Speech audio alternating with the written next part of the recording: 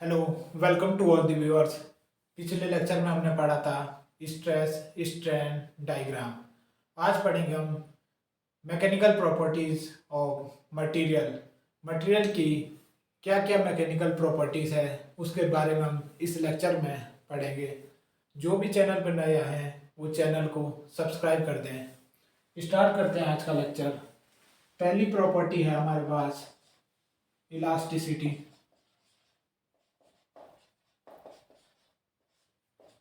Elasticity किसी material की elasticity वह प्रॉपर्टी है जब हम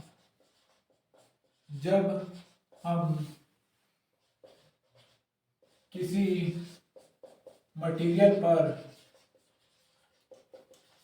फोर्स अप्लाई करते हैं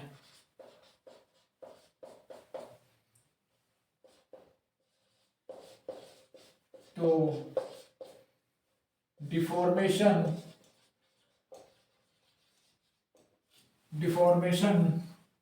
प्रोड्यूस होती है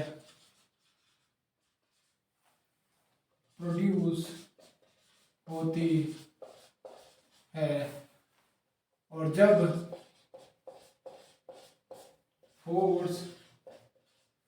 हम फोर्स रिमूव कर देते हैं, फोर्स को हटा देते हैं, तो डिफॉर्मेशन भी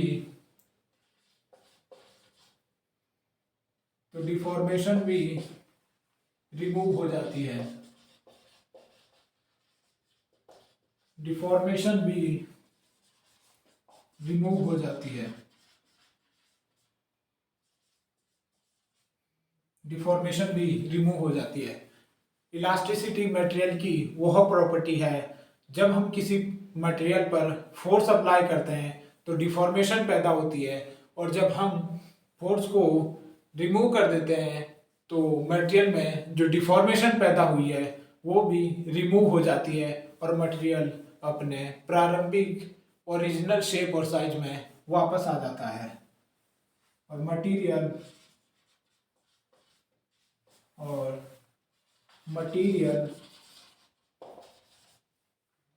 अपने प्रारंभिक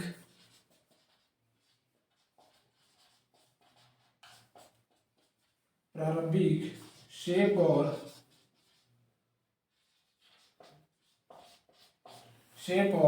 साइज में वापस आ जाता है।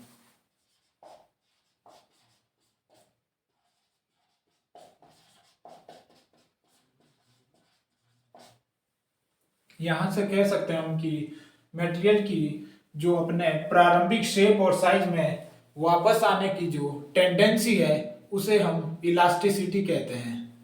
वो मटेरियल ज़्यादा इलास्टिक होगा जिसकी अपने प्रारंभिक अवस्था में वापस आने की टेंडेंसी ज़्यादा होगी, और जो मटेरियल अपने प्रारंभिक अवस्था में कम वापस आएगा उस मटेरियल की इलास्टिसिटी कम होगी। दो क्वेश्चन यहाँ से बहुत ज़्यादा बार पूछे गए हैं। एक कि मटेरियल में निम्न मटेरियल में 4 मटेरियल दिए होंगे, उनमें से आपको बताना है कि सबसे ज्यादा इलास्टिसिटी किस मटेरियल की है। एक स्टील, और दूसरा है कॉपर, तीसरा एल्यूमिनियम और चौथा है रबर। इन चारों में से सबसे ज़्यादा इलास्टिक कौन सा मटेरियल है? तो ज़्यादातर बच्चे रबर पे जाते हैं कि रबर इसका सही आंसर होगा, क्योंकि रबर में जो है इलास्टिसिटी, रबर जब हम फोर्स अप्लाई करते हैं रबर पे तो बहुत ज़्यादा खिंच जाता है, और हम सोचते हैं कि रबर सबसे ज़्यादा इलास्टिक है, पर ऐसा बिल्कुल भी नहीं है। रबर इसका सही आंसर नहीं है। हमने कहा कि इलास्टिसिटी इस बात पर निर्भर करती है कि कोई मटेरियल अपने प्रारंभिक शेप और साइज में कितना वापस आ पा रहा है। तो रबर अपने प्रारंभिक शेप और साइज में कम वापस आ पाता है, और इसका जो सही आंसर है स्टील है। स्टील अपने प्रारंभिक शेप और साइज में ज़्यादा वापस आ जाता है। अगर रबर अपने प्रारंभिक शेप और साइज में 80% वापस आ रहा है, तो स्टील की टेंडेंसी है कि 90 to 95 अपने ओरिजिनल शेप और साइज में वापस आ जाता है। ये क्वेश्चन मोस्ट इम्पोर्टेंट है। और एक दूसरा क्वेश्चन जो मटेरियल का, 4 मटेरियल स्टील, कॉपर, एल्यूमिनियम और ये जो रबर है, कभी कभी इसका ऑर्डर भी पूछ लेते हैं कि इनमें से इसे सबसे ज़्यादा इलास्टिक कौन सा है, उसके बारे में ऑर्डर बताएं इसका। तो जो सबसे ज़्यादा इलास्टिक स्टील है, फिर कॉपर है, फिर एल्यूमिनियम है, और सबसे कम इनमें से रबर। ये 2 क्वेश्चन बार बार पूछे गए हैं। और तीसरा, जो इलास्टिक डिफॉर्मेशन होती है जब हम फोर्स अप्लाई करते हैं, तो जब हम फोर्स अप्लाई करते हैं तो डिफॉर्मेशन पैदा होती है, और जो डिफॉर्मेशन पैदा होती है वो इलास्टिक डिफॉर्मेशन होती है। उस डिफॉर्मेशन को क्या कहते हैं? Elastic deformation. इलास्टिक डिफॉर्मेशन, इसको हम टेम्परेरी डिफॉर्मेशन भी कहते हैं। टेम्परेरी डिफॉर्मेशन कहते हैं, क्योंकि जब हम लोड को हटा देते हैं तो डिफॉर्मेशन भी रिमूव हो जाती है। जब हम लोड को रिमूव करते हैं तो डिफॉर्मेशन भी रिमूव हो जाती है, इसलिए इसे टेम्परेरी डिफॉर्मेशन कहते हैं। तो यहाँ से 3 क्वेश्चन बार बार पूछे जाते हैं। अगली प्रॉपर्टी है प्लास्टिसिटी।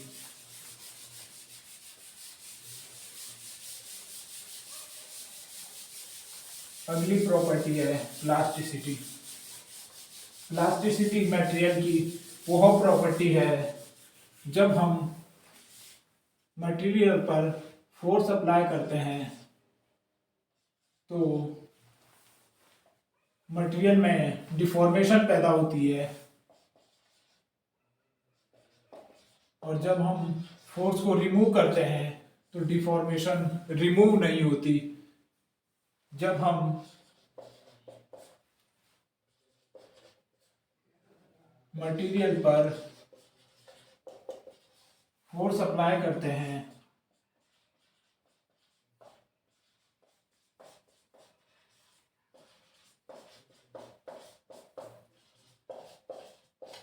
तो मटेरियल में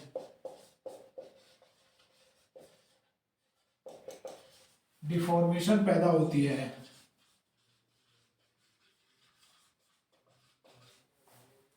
डिफॉर्मेशन प्रोड्यूस होती है,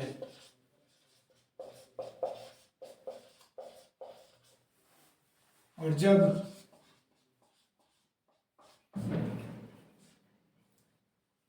फोर्स को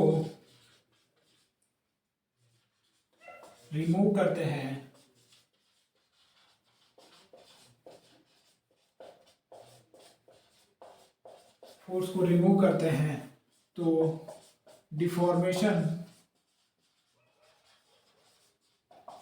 डिफॉर्मेशन रिमूव नहीं होती या डिसअपियर नहीं होती, तो डिफॉर्मेशन गायब नहीं होती।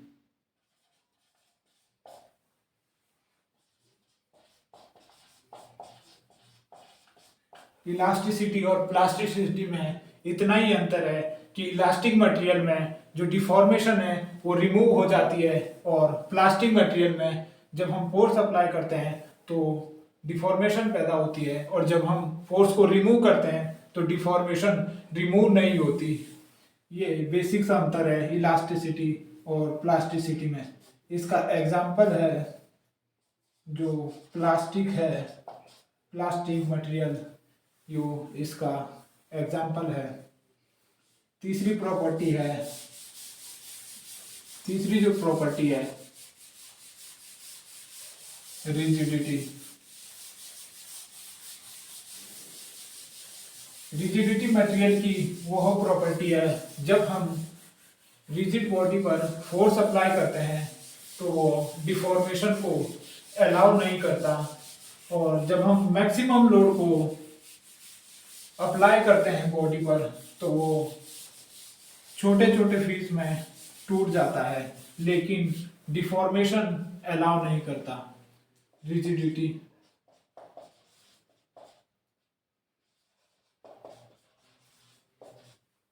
रिजिडिटी जब हम रिजिड मटेरियल पर फोर्स अप्लाई करते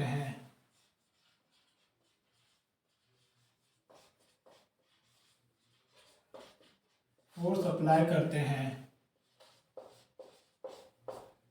तो उसमें कोई भी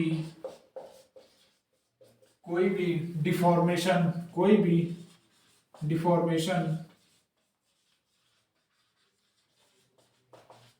प्रोड्यूस नहीं होती, कोई भी डिफॉर्मेशन पैदा नहीं होती।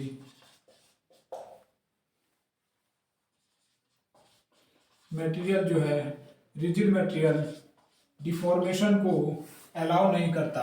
और जब हम लोड को बढ़ाते जाएंगे तो एक लिमिट ऐसी होगी कि उस लोड पर मटेरियल जो है छोटे छोटे पीसों में टूट जाएगा, लेकिन वो डिफॉर्मेशन अलाउ नहीं करेगा,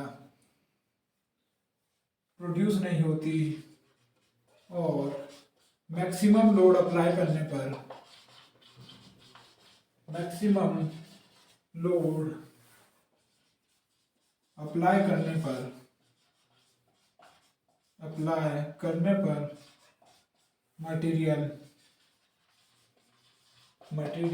छोटे छोटे टुकड़ों में मटेरियल फ्रैगमेंटेड छोटे छोटे टुकड़ों में फ्रैगमेंटेड पीसेज में टूट जाता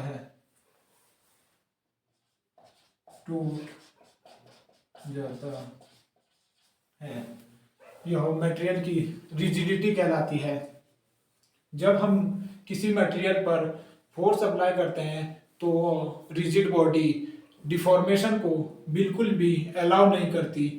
और अगर हम उस पर लोड और अधिक बढ़ाएं तो एक लिमिट ऐसी होगी जिस लिमिट पर मटेरियल जो है छोटे छोटे टुकड़ों में टूट जाएगा, लेकिन डिफॉर्मेशन अलाउ नहीं करेगा। अगली जो प्रॉपर्टी है वो है डक्टिलिटी। 3 प्रॉपर्टीज पढ़ ली हमने, इलास्टिसिटी, प्लास्टिसिटी और रिजिडिटी। अगली जो प्रॉपर्टी है वो है डक्टिलिटी, चौथी डक्टिलिटी। डक्टिलिटी मटेरियल की वह प्रॉपर्टी है जिसे तार के रूप में खींचा जा सकता है, जिसे तार के रूप में ड्रॉ किया जा सकता है। वह प्रॉपर्टी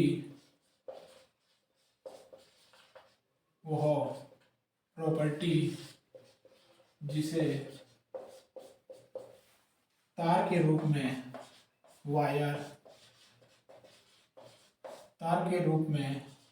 खींचा जा सकता है।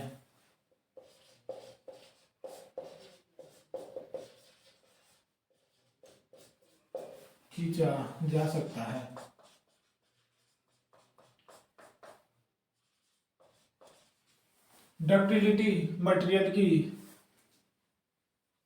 हमारे वायर ड्राइंग में जो हम विद्युत की वायर बनाते हैं, इलेक्ट्रिक वायर होती है, उसे बनाने में डक्टिलिटी प्रॉपर्टी की नीड होती है। और ये जो प्रॉपर्टी है वो वायर ड्राइंग में इस प्रॉपर्टी की आवश्यकता होती है। तो ये पूछ सकते हैं कि डक्टिलिटी प्रॉपर्टी किस में यूज करी जाती है या किसके लिए आवश्यकता होती है। तो वायर ड्राइंग के लिए आवश्यकता होती है। जो वायर है, इलेक्ट्रिक वायर, उसे वायर ड्राइंग से बनाया जाता है। और वायर ड्राइंग में ये 2 रोलर होते हैं और इसके बीच वर्कपीस को रखा जाता है और इसमें आगे से टेंसाइल फोर्स अप्लाई करके खींचा जाता है। इसमें टेंसाइल फोर्स अप्लाई करके इसे आगे की ओर खींचा जाता है और इसे बारीक तार के रूप में खींचा जाता है। तो डक्टिलिटी वायर ड्राइंग में यूज की जाती है और जो डक्टाइल मटेरियल होता है वो टेंसाइल लोड में स्ट्रॉन्ग होता है। जो डक्टाइल मटेरियल होता है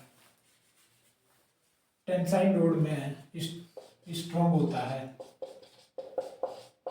टेंसाइल लोड में बहुत ज़्यादा स्ट्रॉन्ग होता है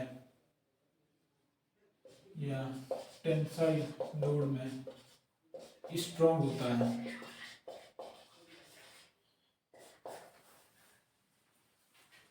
चौथी जो प्रॉपर्टी है ब्रिटलनेस, भंगुर पदार्थ।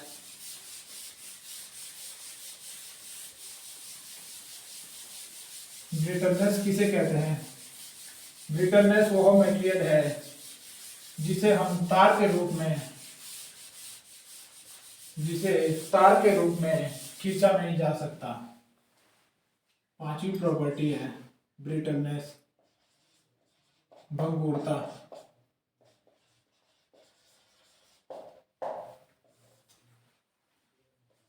वह प्रॉपर्टी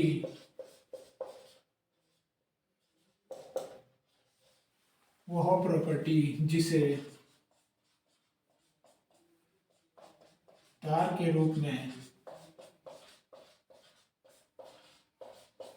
तार के रूप में खींचा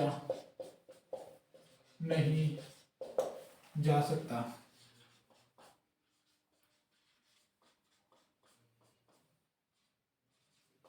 अगर हम ब्रिटल मटेरियल पर टेंसाइल फोर्स अप्लाई करेंगे और उसे तार के रूप में खींचने की कोशिश करेंगे तो मटेरियल टूट जाएगा, बहुत कम डिफॉर्मेशन पैदा होगी और मटेरियल टूट जाएगा। और ब्रिटल मटेरियल एग्जाम्पल होते हैं ब्रिटल मटेरियल के कास्ट आयरन। कास्ट आयरन एक ब्रिटल मटेरियल है, कास्ट आयरन। और जो कास्ट आयरन होता है वो या ब्रिटल मटेरियल जो होते हैं वो कंप्रेसिव फोर्स में स्ट्रॉन्ग होते हैं। इसीलिए जो लेथ मशीन होती है या जो भी हैवी वेट मशीन होती है उनके जो बेड बनाए जाते हैं जिस पर उसे स्थापित किया जाता है वो कास्ट आयरन या ब्रिटल मटेरियल का बनाया जाता है, कास्ट आयरन। और दूसरा इसका एग्जांपल है ब्रास और ब्रॉन्ज, और जिंक और टीन। ये ब्रिटल मटेरियल है, cast iron, brass, bronze, zinc, tin. ये तीन बहुत ज़्यादा पूछे जाते हैं कि कौन कौन से ब्रिटल मटेरियल है, ब्रास, ब्रॉन्ज और कास्ट आयरन। और ये कंप्रेसिव फोर्स में स्ट्रॉन्ग होते हैं लेकिन टेंसाइल फोर्स में ब्रिटल मटेरियल वीक होता है, ब्रिटल मटेरियल या कास्ट आयरन वीक होता है। तो ये तीन एग्जांपल याद रखें, कास्ट आयरन, ब्रास और ब्रॉन्ज। छठी जो प्रॉपर्टी है मेलेबिलिटी, आघातवर्धनीयता। हिंदी में इसे आघातवर्धनीयता कहते हैं, मेलेबिलिटी। छठी प्रॉपर्टी है मेलेबिलिटी।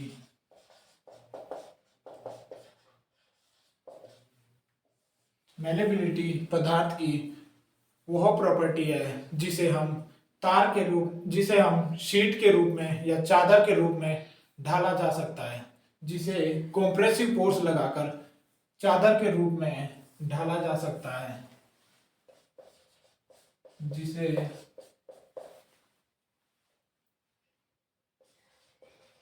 कंप्रेस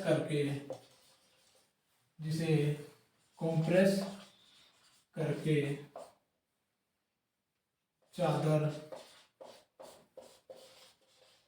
शीट के रूप में ढाला जा सकता है, जिसे हम कंप्रेस करके चादर के रूप में ढाला जा सकता है। उसे मटेरियल की मेलेबिलिटी कहते हैं। और मेलेबल मटेरियल के जो एग्जाम्पल है, मेलेबल मटेरियल के जो एग्जाम्पल है वो है स्टील, कॉपर, एल्यूमिनियम और लेड, गोल्ड, सिल्वर, ये इसके एग्जाम्पल है। और सबसे ज़्यादा मेलेबल मटेरियल गोल्ड होता है। हाईएस्ट मेलेबल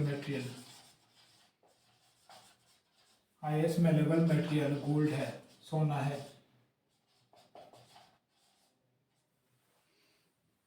और एक क्वेश्चन यहाँ से पूछा जाता है कि स्टील, कॉपर, एल्यूमिनियम और लेड, इन चारों में से सबसे ज़्यादा मेलेबल मटेरियल कौन सा है? तो इसका जो सही आंसर है वो लेड होगा। इन चारों में से लेड सबसे ज़्यादा मेलेबल होता है और लेड की चादरें भी बनाई जाती है। ज़्यादातर लेड यूज़ किया जाता है चादर बनाने के लिए, क्योंकि ये सस्ता भी है और मेलेबल भी है, स्टील से, एल्यूमिनियम और कॉपर से ज़्यादा मेलेबल है। और हाईएस्ट डक्टाइल मटेरियल भी गोल्ड, हाईएस्ट डक्टाइल मटेरियल भी गोल्ड ही है। हाईएस्ट डक्टाइल मटेरियल भी गोल्ड है और हाईएस्ट मेलेबल मटेरियल भी गोल्ड ही है।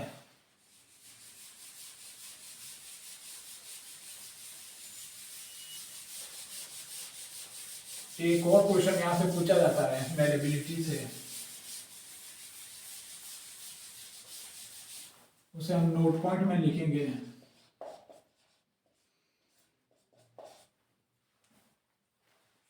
Note, all malleable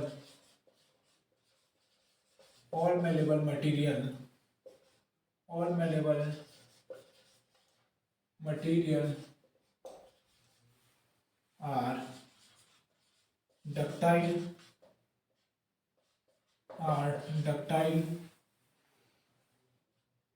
but all ductile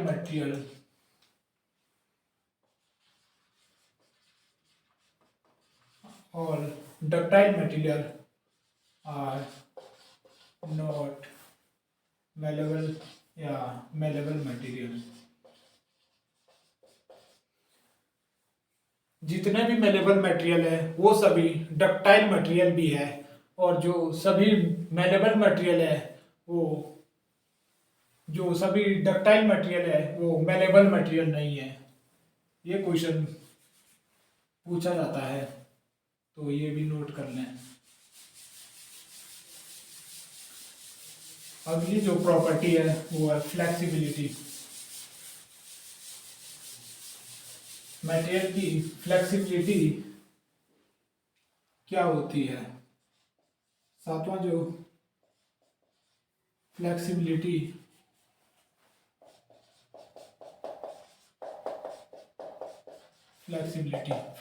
किसे कहते हैं? मटेरियल की फ्लेक्सिबिलिटी वह प्रॉपर्टी है जिसे मटेरियल को आर्क के रूप में मोड़ा जा सकता है, जिस मटेरियल को आर्क के रूप में मोड़ा जा सकता है, वह प्रॉपर्टी जिसे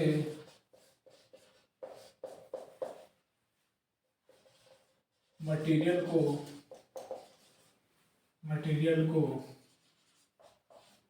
आर्क या चाप के रूप में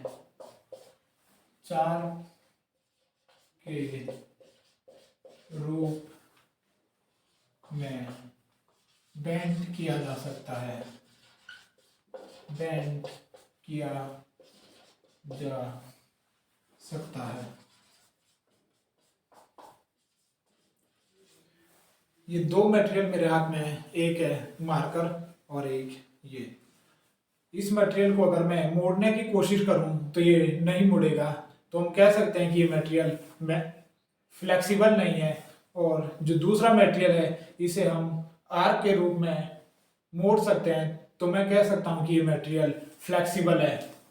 तो फ्लेक्सिबिलिटी मटेरियल की वह प्रॉपर्टी है जिसे चाप के रूप में बेंड किया जा सकता है। आठवीं जो प्रॉपर्टी है वो है हार्डनेस।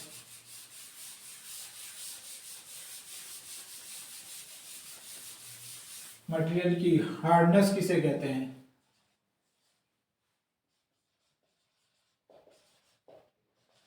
हार्डनेस, मटेरियल की हार्डनेस किसे कहते हैं? जो मटेरियल की वो प्रॉपर्टी जो आइडेंटेशन, स्क्रैचेस और पेनिट्रेशन का विरोध करते हैं। अगर किसी मटेरियल पर हम आइडेंटेशन मार्क, जो आइडेंटेशन मार्क होते हैं जिसपे किसी कंपनी का नाम मटेरियल पे लिखा होता है या छपाया होता है, गुंदवाया होता है, उसे हम आइडेंटेशन कहते हैं। स्क्रैचेस किसी मटेरियल को, उसकी सरफेस को खुरचना, और पेनिट्रेशन किसी मटेरियल में छेद करना या उसे बेधना, उसे हम पेनिट्रेशन कहते हैं। जो आइडेंटेशन आइडेंटेशन आइडेंटेशन किसे कहते हैं? जो हम किसी मटेरियल के ऊपर मार्क, कंपनी का मार्क स्क्रैच करके बनाया जाता है या प्रेसिंग से बनाया जाता है, उसे आइडेंटेशन कहते हैं। और स्क्रैचेस और पेनिट्रेशन, छेदना या भेदना, पेनिट्रेशन का विरोध करते हैं, रजिस्ट करते हैं। मटेरियल में आइडेंटेशन और स्क्रैचेस पेनिट्रेशन का विरोध करते हैं। मटेरियल पर हम ना आइडेंटेशन बना सकते हैं, ना ही मटेरियल खुरचा जा सकता है, और ना ही उसे पेनिट्रेट किया जा सकता है। उसे हम हार्ड मटेरियल कहते हैं। और इसमें जो नोट पॉइंट है कि यह मटेरियल की यह मटेरियल की सरफेस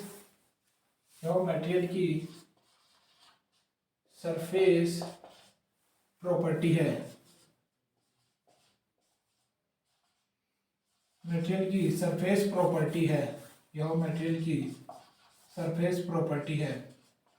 जो मटेरियल की सरफेस है, ये उसकी प्रॉपर्टी है। हार्डनेस सरफेस पे होती है, ना कि मटेरियल की इंटरनल प्रॉपर्टी। यह मटेरियल की सरफेस प्रॉपर्टी है, ना कि इंटरनल प्रॉपर्टी। जो लास्ट है,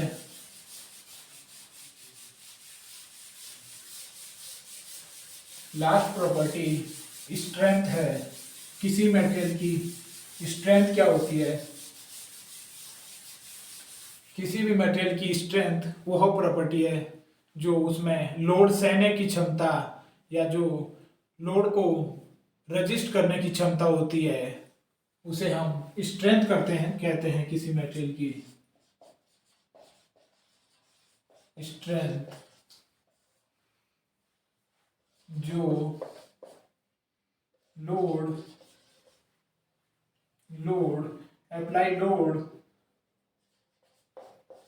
जो लोड को सहन करने की क्षमता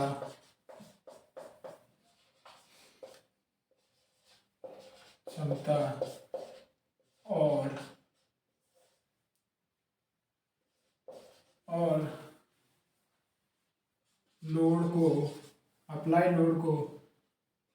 अप्लाई लोड का विरोध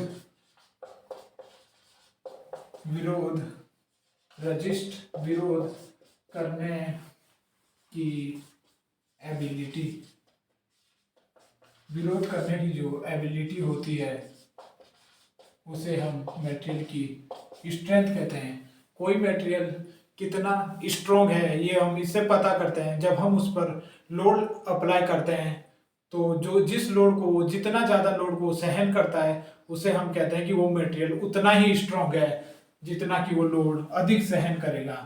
तो इसे हम मटेरियल की स्ट्रेंथ कहते हैं। हमने 9 प्रॉपर्टीज के बारे में पढ़ा: elasticity, plasticity, rigidity, ductility, brittleness, malleability, flexibility, hardness और स्ट्रेंथ। यहाँ से जो भी क्वेश्चन बनते थे वो मैंने बता दिए हैं। और जो डेफिनेशन है इसकी, इसमें भी कभी पूछ लेता है क्वेश्चन बना के कि ये डेफिनेशन दे देगा और वहाँ पे 4 ऑप्शन दे देंगे कि ये मटेरियल की कौन सी प्रॉपर्टी है। तो आप इसकी डेफिनेशन भी याद रखें और जो इसके नोट पॉइंट थे, यहाँ से क्वेश्चन थे, उसे भी याद रखें। और इसके बाद पढ़ेंगे हम स्ट्रेस और स्ट्रेन डायग्राम अलग अलग मटेरियल के लिए। जो स्ट्रेस और स्ट्रेन डायग्राम पढ़ा था हमने पिछले लेक्चर में, उसके बाद जो टॉपिक छूट गया था उसमें वो था अलग अलग मटेरियल के लिए अलग अलग स्ट्रेस स्ट्रेन डायग्राम। उसे पढ़ाने से पहले आज प्रॉपर्टीज पढ़ी हमने, क्योंकि मटेरियल के अलग अलग स्ट्रेस और स्ट्रेन डायग्राम बनेंगे तो हमें मटेरियल की प्रॉपर्टीज के बारे में भी पता होना चाहिए, इसलिए आज प्रॉपर्टीज पहले पढ़ी है।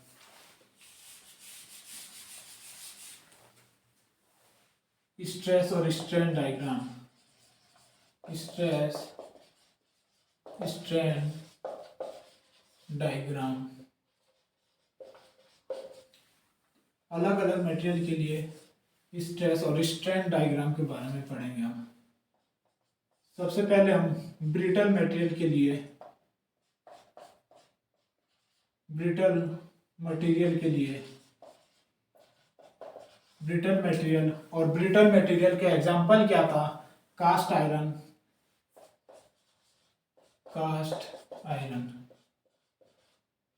ब्रिटल मटेरियल क्या होता था? ब्रिटल मटेरियल जिसे हम तार के रूप में खींच नहीं सकते या जिसे तार के रूप में खींचा नहीं जा सकता, उसे हम ब्रिटल मटेरियल कहते हैं। और ये टेंसाइल फोर्स में वीक होते हैं। और जो हमारा स्ट्रेस और स्ट्रेन डायग्राम है वो टेंसाइल टेस्ट का ही डायग्राम है, टेंसाइल लोड का ही डायग्राम है। तो जो ब्रिटल मटेरियल है वो टेंसाइल लोड को सहन नहीं कर पाता, उसमें वो वीक होता है। तो जो इसमें डिफॉर्मेशन पैदा होगी वो बहुत ही कम डिफॉर्मेशन पैदा होगी और मटेरियल बहुत जल्द टूट जाएगा। इस पॉइंट पे मटेरियल टूट जाएगा। इस एक्सिस पे हम स्ट्रेस लेंगे और यहाँ पर हम स्ट्रेन लेंगे। तो ये कास्ट आयरन और ब्रिटल मटेरियल का स्ट्रेस स्ट्रेन डायग्राम है। कास्ट आयरन, जितने भी ब्रिटल मटेरियल है उसके लिए स्ट्रेस स्ट्रेन डायग्राम इस प्रकार होगा। दूसरा मटेरियल है रिजिड मटेरियल, आइडियल रिजिड। इसीलिए हमने प्रॉपर्टीज पढ़ी थी, क्योंकि हमें ब्रिटल मटेरियल और रिजिड मटेरियल इनके बारे में पता होगा तो हमें ये डायग्राम रखने में ज़्यादा आसानी होगी। रिजिड मटेरियल क्या था? अगर हम किसी रिजिड मटेरियल पर फोर्स अप्लाई करते हैं तो डिफॉर्मेशन अलाउ नहीं करता, बिल्कुल भी उसमें डिफॉर्मेशन नहीं होगी। या तो मटेरियल टूट जाएगा या तो फिर डिफॉर्मेशन प्रोड्यूस नहीं होगी। अगर डिफॉर्मेशन प्रोड्यूस नहीं होगी तो इस एक्सिस पे हम स्ट्रेन को दर्शाते हैं, डिफॉर्मेशन को डिनोट करते हैं। तो जब डिफॉर्मेशन नहीं होगी तो इसका जो डायग्राम बनेगा वो इस प्रकार से बनेगा। इसमें हम देख सकते हैं कि बिल्कुल भी डिफॉर्मेशन पैदा नहीं होती। तो इस मटेरियल को हम आइडियल रिजिड मटेरियल के डायग्राम को इस प्रकार बनाएंगे, स्ट्रेस और स्ट्रेन डायग्राम। तीसरा जो मटेरियल है वो आइडियल फ्लूइड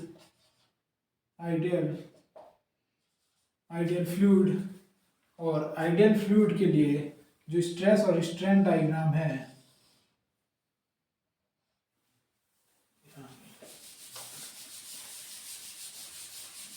आइडियल फ्लूइड के लिए स्ट्रेस स्ट्रेन डायग्राम। तीसरा मटेरियल है आइडियल फ्लूइड। आइडियल फ्लूइड,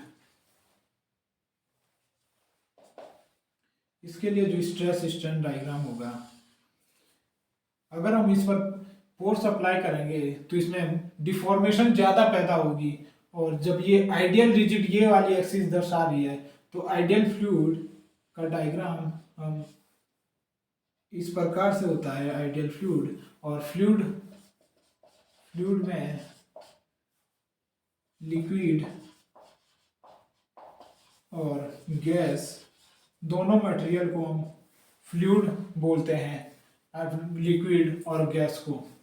तो ये आइडियल फ्लूइड का स्ट्रेस स्ट्रेन डायग्राम है और इससे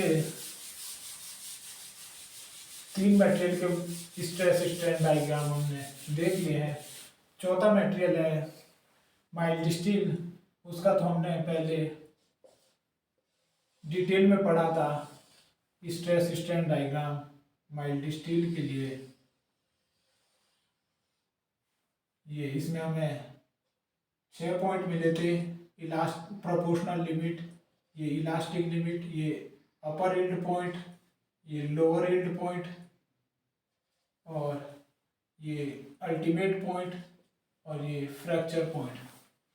ये माइल्ड स्टील के लिए स्ट्रेस और स्ट्रेन डायग्राम है जो हमने डिटेल में पढ़ा था। और जो पांचवा मटेरियल है वो हमारे पास प्लास्टिक मटेरियल है। प्लास्टिक या आइडियल प्लास्टिक। आइडियल प्लास्टिक जो पूर्णतः प्लास्टिक हो, आइडियल प्लास्टिक। और आइडियल प्लास्टिक के लिए, आइडियल प्लास्टिक के लिए जो डायग्राम बनेगा वो इस प्रकार बनेगा। मटेरियल में एक परमानेंट डिफॉर्मेशन पैदा होगी और वो डिफॉर्मेशन इलास्टिक लिमिट के बाद पैदा होगी। बी के बाद ही वो परमानेंट डिफॉर्मेशन पैदा होगी। ऐसे तो सी के बाद हम बोलते हैं कि परमानेंट डिफॉर्मेशन पैदा हो रही है। तो इस ये यहाँ से स्टार्ट ना होकर यहाँ से स्टार्ट होगा, क्योंकि मटेरियल में इलास्टिक लिमिट के बाहर एक परमानेंट डिफॉर्मेशन पैदा होती है। तो ये आइडियल प्लास्टिक के लिए स्ट्रेस और स्ट्रेन डायग्राम हो जाएगा। और छठा जो डायग्राम होगा वो भी ideal plastic with strain softening. Strain softening हमने कहा था। स्ट्रेन सॉफ्टनिंग किस रीजन को कहा था? स्ट्रेन सॉफ्टनिंग हमने सी और डी के रीजन को कहा था, जिसमें हम फोर्स को कांस्टेंट रख रहे थे या इंक्रीज कर रहे थे या डिक्रीज कर रहे थे।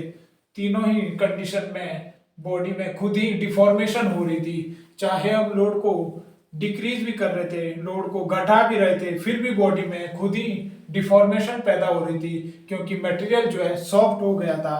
तो उसे हमने कहा था सी और डी के बीच का जो रीजन है उसे हमने स्ट्रेन सॉफ्टनिंग रीजन कहा था। और इसका जो कर्व बनेगा वो भी इसी के जैसे यहाँ से नीचे की ओर जा रहा है। तो जो ये कर्व बनेगा ये भी नीचे की ओर जाएगा। ये स्ट्रेन सॉफ्टनिंग का कर्व होगा, ideal plastic with strain softening.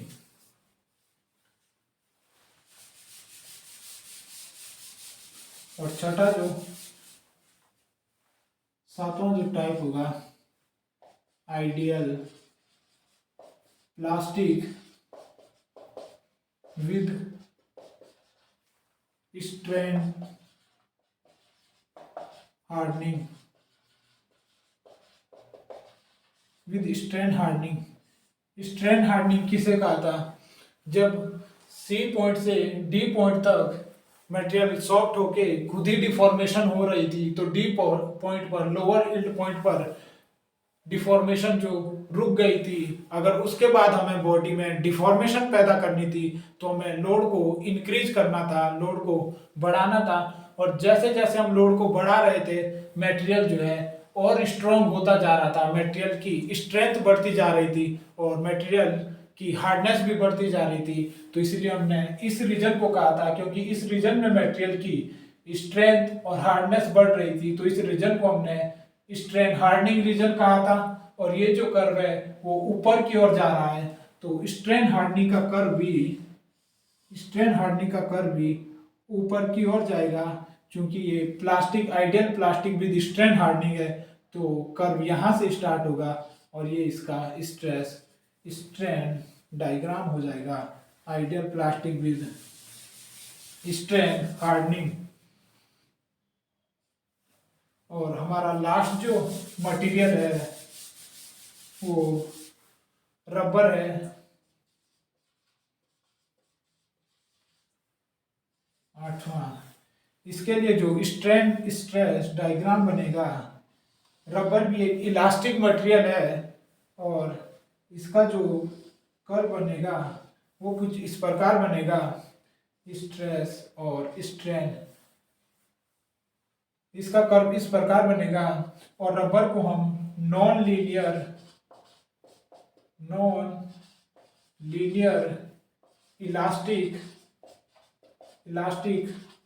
Material कहते हैं। नॉन लीनियर का क्या मतलब है? जो मटेरियल हुक्स लॉ का पालन नहीं करता उसे हम नॉन लीनियर इलास्टिक कहते हैं। हुक्स लॉ क्या था? Stress direct proportional strain with elastic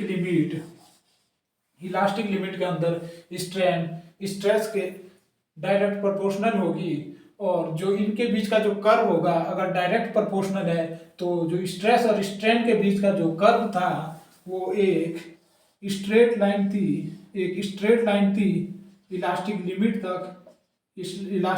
तक। लेकिन जो रबर है वो हुक्स लॉ का पालन नहीं करता, उसमें स्ट्रेस स्ट्रेन के डायरेक्ट प्रोपोर्शनल नहीं होती, इसीलिए जो कर्व होता है इसका वो एक स्ट्रेट लाइन नहीं होगी। और जिसमें स्ट्रेट लाइन नहीं होती या जो हुक्स लॉ का पालन नहीं करता उसे हम नॉन लीनियर इलास्टिक मटेरियल कहते हैं। तो हमने 8 मटेरियल के स्ट्रेस स्ट्रेन डायग्राम पढ़े, जिसमें से कास्ट आयरन बहुत बार पूछा गया है, और रबर के ये क्वेश्चन भी पूछा गया है कि रबर कैसा मटेरियल है, नॉन लीनियर इलास्टिक मटेरियल है, और ये डायग्राम भी बहुत बार पूछा है। आज का लेक्चर यही खत्म करते हैं। आज हमने 2 चीजें पढ़ी, मैकेनिकल प्रॉपर्टीज और stress strain diagram. I hope आपको समझ आ रहा होगा, और वीडियो अच्छी लगे तो चैनल को लाइक कर दें, सब्सक्राइब कर दें और बेल वाला आइकन भी दबा दें।